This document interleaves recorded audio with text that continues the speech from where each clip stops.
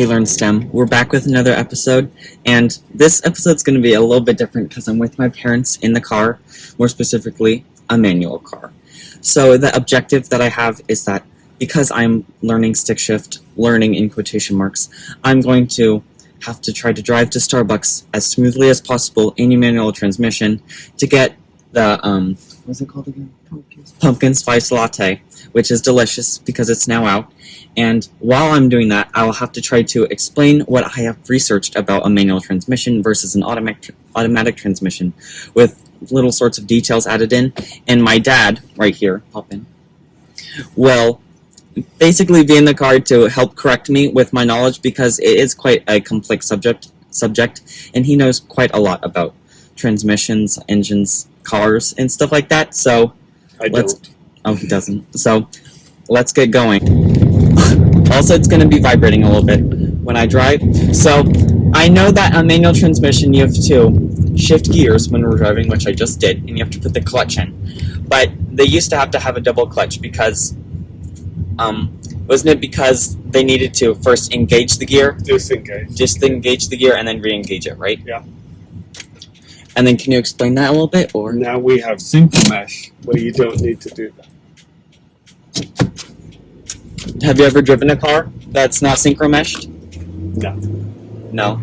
I know my granddad has. That's how I actually was introduced to double gears. But so the way that a clutch car, like a manual car, is different from a automatic car is due to how you basically have to manually engage the gear, right? That's why it's called manual, right? Right.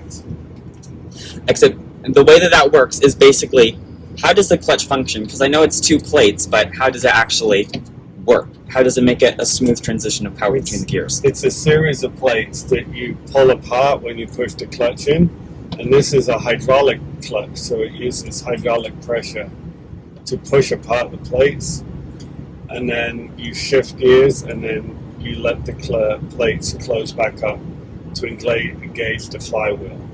Okay. And then to give you guys a little brief, explanation of what, I think it's called a drivetrain is, or ever the transmission is on a car. Basically, you have the power from the engine, and then you have this, it was called, a crankshaft or whatever, but crankshaft. But my dad said it's never been heard, the way that I described it before, but in the way that I was researching it, basically, there was power from the engine, and then there was, this shaft that you use to, what was it called? Use the shaft to... Oh, wait, sorry. I'm gonna have to cut this out.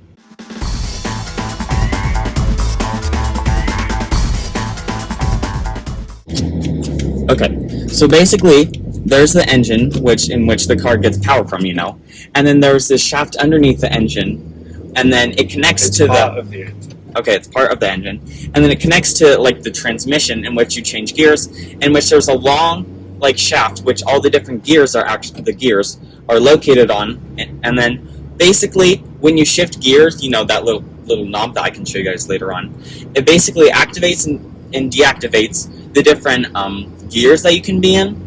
And then the reason why you want to shift is because when you activate a different gear, it basically changes the red line. And no, red line's always the same. Okay, the red line's always the same, but it changes the You're able to match the speed of the car to the speed of the engine. Okay, so basically it allows you to accelerate faster because of the different gear ratios, correct? No, you select the gear for the conditions that you're going. So if you're going up a hill, you would change down so there's more torque. More torque. Does that mean that first gear has the most torque or no? Most torque is first gear. And that also means that, so because first gear is the most torque, that also means that it is more jumpy when you're moving, correct? Yes. Okay. So that is why when you're in first gear, you usually just want to shift, you want to accelerate rather than going start and stops because it's kind of jumpy back and forth, and then that's why you want to switch up. Except, I know that the red line was kind of scary when I first started driving because in a red line, if you go too high, theoretically the car could explode because the RPMs get too high, right?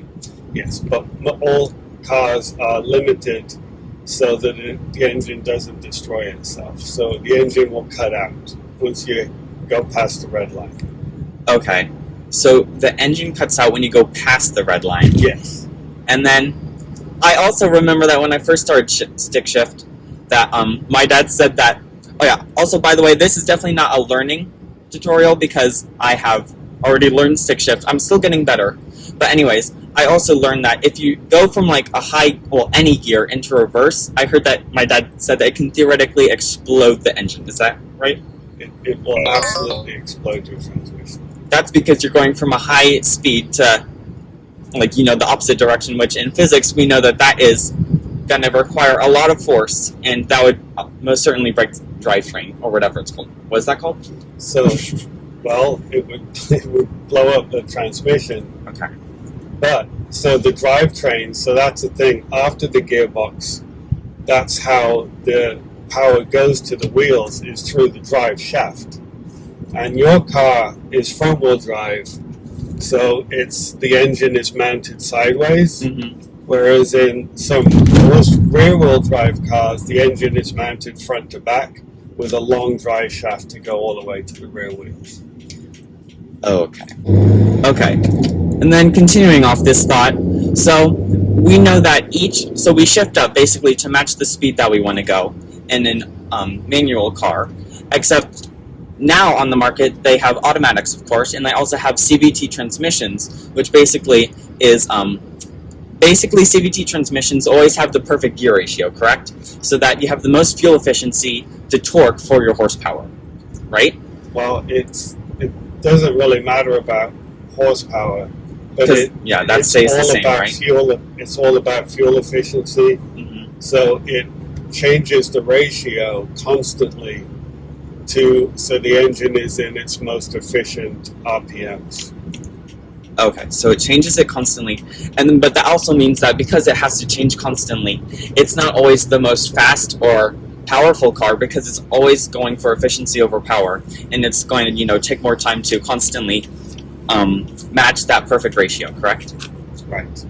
Okay, because my dad's work car has a CVT transmission, and it's definitely a whiny engine, even more whiny than the first gear on this car, which is kind of crazy because this gear has this car has a very small engine, right? What is it, a V4?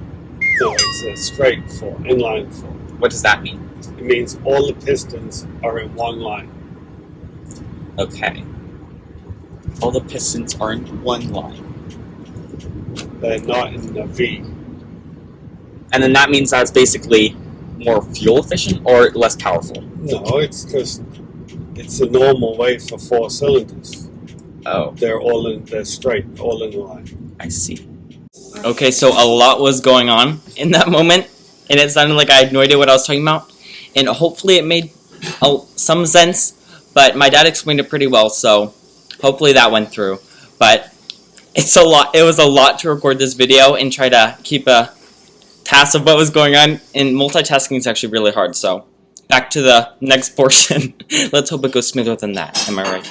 Okay, and then, so first gear. Why is first gear so much more, like, challenging than all the other gears, I feel? Because, you know, first gear, like, engaging the first gear feels the most iffy. Is that, like, a real thing, or is that just in the brain? No, it's the same to engage as any other gear, but because it's very, very high RPMs, it's very jerky if you're not careful. And then also, can you explain to me how stalling out works? Because I actually don't understand how that even works, and I just realized that is a major part of why, you know, driving stick shift actually is scary. And if anyone's watching and they stall out a lot, basically practice is key. You'll eventually be okay, because I remember the first time I ever drove on an actual road, I stalled out, like, 3 times in a sequence, and then I had to get out and then have my dad help me. So yeah, which was embarrassing because everyone saw me in an intersection. But what were you saying? So the manual transmission, unless you put the clutch in, the gears are always engaged. So when you come to a stop, you have to put the clutch in, otherwise the car will keep moving. And the issue is with stalling, it's when you start engaging the clutch, the engine RPMs aren't high enough to actually start moving the car. I see. So then the engine just shuts off. Yes, so the car has to overcome that inertia, and to overcome it, it needs a fair amount of power. And if you don't put enough power in, it will stall. And that's why you need more power on the hill too, right? So yes, the automatic transmission automatically uncouples the gears once you come to a stop, so you don't need to, there's nothing you have to do. So basically, it's as you put your foot on the gas and the RPMs increase, that's what engages. I think it's a torque converter, but it engages the automatic gearbox. The manual doesn't have that. I see. And that's why driving automatic is a dream, because you just drive. There's no worrying. You just drive. Is that right? I like the manual transmission. I like it too, because it's fun to say at school that I drive a manual, And there's also less to go wrong. Manual transmissions normally are very reliable. Very.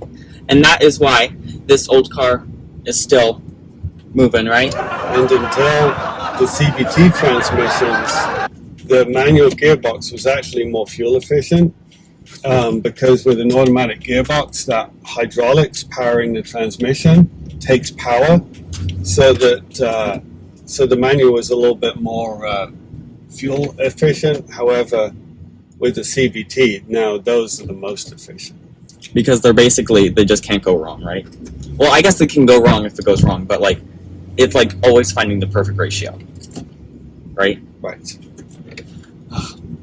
And the CVT cars, don't those have introduced reliability issues because there's so many moving things? They have a lot of reliability issues. They're very hard to work on, and so you can't rebuild them easily, so you end up having to buy a whole new transmission. Oh my gosh. It's basically a throwaway transmission. And then what exactly is a transmission? Is that just the changing the gears? That's just, yes.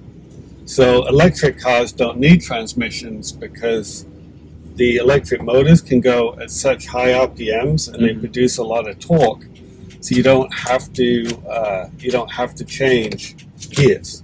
Oh. So that's also why electric cars are very reliable for that.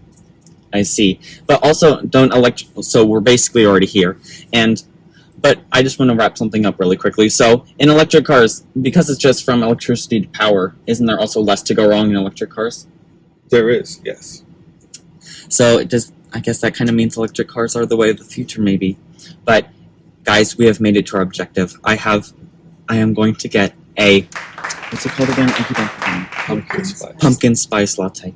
And then on the way home, my dad can drive back, so he can show you even better driving than mine, which is pretty hard to read actually, because I'm pretty good. But yeah, let's go get that pumpkin spice, and then we can talk more on the way back. Let's go. Hey guys, guess who I just met at the Starbucks? Isn't that kind of crazy? It is. And also, I got my pumpkin spice latte for driving manual all the way here. Sounds so good. I have learned stick shift. Isn't that right, Melania? Yeah, definitely. And also, let's look at the vehicle. Dang, Melania! So, wait, what? I was gonna say today's day one of driving. Yeah, that's good. Yeah. See, this is a monumental day for driving. Yeah. Isn't it right? Mm-hmm. Okay, well, I gotta go to my granddad and Nana's house, so it was nice seeing you around, Melania. Nice seeing you too, Leo. Adios, learn STEM.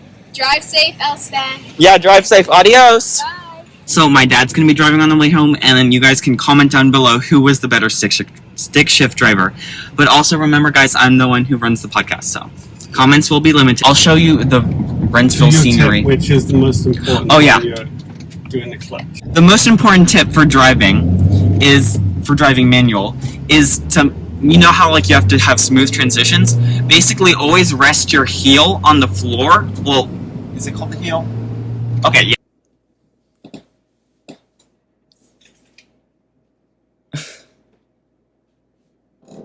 I cannot believe I just asked if it's called a heel. Yeah, rest your heel on the floor and then slowly let it back, because this might just be me who had this stupid mistake, but I for the longest time never rested my heel on the floor. I just held up my foot and then slowly brought it back, which did not make the most sense because it was like a leg workout the entire ride long, and it made my transitions way less smooth. But now with the heel on the floor, it makes it way smoother. So that is a tip to watch out for when you are driving. But also, have the parking brake when you're on a hill, stuff like that. So thanks for watching, you all. I hope you had a good time riding with us to get some coffee, to get ready for this fall season, and hopefully your driving dreams are coming true. So stay safe driving, and continue learning.